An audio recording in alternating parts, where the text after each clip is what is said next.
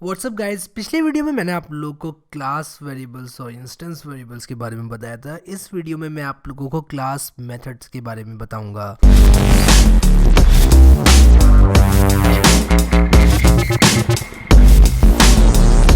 So guys, जैसे कि पिछले वीडियो में हम लोगों ने देखा था कि जैसे ही मैं ये प्रोग्राम रन करूंगा तो मेरे जो क्लास वेरिएबल है वो अपडेट हो जाएंगे, जो कि था मेरा नंबर ऑफ एम्प्लॉयज़। और मैंने बताया था क्लास वेरिएबल्स हम directly variable equals to value लिखकर बना सकते हैं क्लास के अंदर।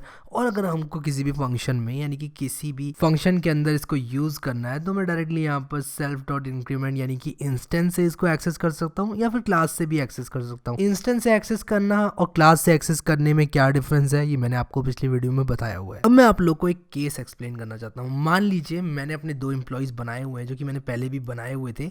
एक था हैरी, एक था Rohan. By the way, Rohan अपनी सैलरी बढ़ाने की डिमांड कर रहा था कमेंट में, तो 74,000 उसकी कर देते हैं सैलरी। ये ऑब्जेक्ट ओरिएंटेड प्रोग्रामिंग की खासियत है कि आप लोग डायरेक्टली जहाँ पर ऑब्जेक्ट बना रहे हैं वहाँ पर वैल्यू चेंज करके आप लोग पूरी पिक्चर चेंज कर सकते हैं। यानी कि कोड तो मेरा वही का वही रहा, लेकिन मैंने सिर्फ एक ऑब्जेक्ट की एक वैल्यू को चेंज कर दिया। यानी कि एक जगह चेंज और 100 जगह वो चेंज रिफ्लेक्ट हो सकता है। तो जो मैं केस आप लोग को बताना चाहता था वो ये है कि अगर मान लीजिए मुझे कोई ऐसा फंक्शन रन कराना है जिसका मतलब इंस्टेंस के वेरिएबल से हो ही ना, सिर्फ क्लास के वेरिएबल से हो। जैसे कि मान लीजिए इंक्रीमेंट इक्वल्स टू 1.5 है। अब मान लो मुझे इंक्रीमेंट को चेंज करना है, तो मैं एक फंक्शन बनाऊंगा डेफ चेंज इंक्रीमेंट। अब जबरदस्ती मुझे इसके अंदर सेल्फ देना पड़ गया, और उसके बाद मुझे लिखना पड़ जाएगा नीचे इंक्रीमेंट इक्वल्स टू 1.9। तो मैं जबरदस्ती ये सेल्फ को यहाँ पर पास करा रहा हूँ। प्रोग्रामिंग में हमें एफिशिएंसी का ज़्यादा से ज़्यादा ध्यान रखना होता है, और हम लोग ऐसा फालतू की चीज़ें पास नहीं कराना चाहेंगे।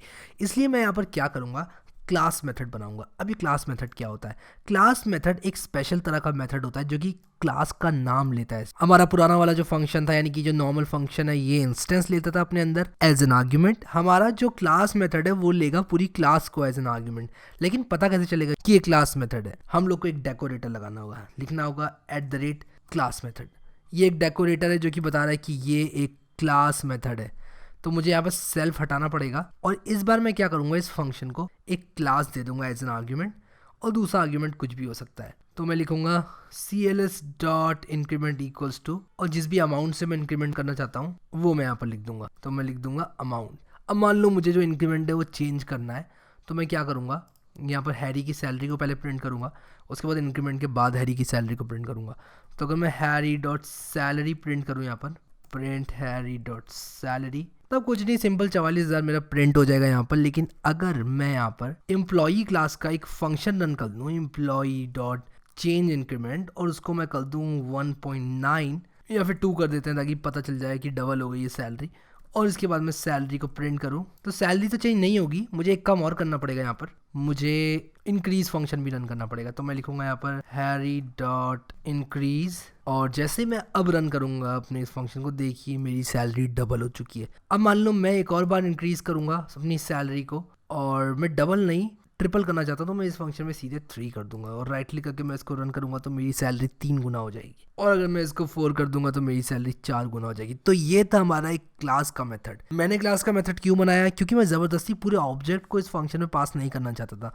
मुझे सिर्फ एम्प्लॉई क्लास का एक वेरिएबल चेंज करना है, तो मैंने अपना एक मेथड बना लिया जो कि ऑब्जेक्ट को एज एन आर्ग्यूमेंट नहीं लेता है, सिंपली क्लास को एज एन आर्ग्यूमेंट लेता है और उसके वेरिएबल्स को अपडेट कर देता है। तो मैं आशा करता हूँ कि क्लास मेथड आप लोगों को समझ में आया होगा। अगर किसी को लगता है मैं बहुत फास्ट पढ़ा रहा हूँ या फिर ये चीज़ें समझ में नहीं आ रही हैं, इस वीडियो को तब तक वॉच करते रहिए जब तक आपको समझ में ना आ जाए। 2-3 बार में आप लोग को इतना सही से समझ में आ जाएगा कि जिसका जवाब नहीं। मैं लर्निंग के टाइम में इसी स्ट्रैटेजी को यूज़ करता हूँ। तो मैं आशा करता हूँ कि आप लोग को क्लास मेथड समझ में आए होंगे। अगर आप लोग को ये सीरीज पसंद आ रही है तो इस वीडियो को लाइक कर दीजिए, चैनल को सब्सक्राइब कर लीजिए, बेल आइकन को हिट करना मत भूलिए क्योंकि वीडियोस नहीं आएंगे अगर आप लोग बेल आइकन को हिट नहीं करेंगे। Thank you so much for watching this video and I will see you guys in the next tutorial.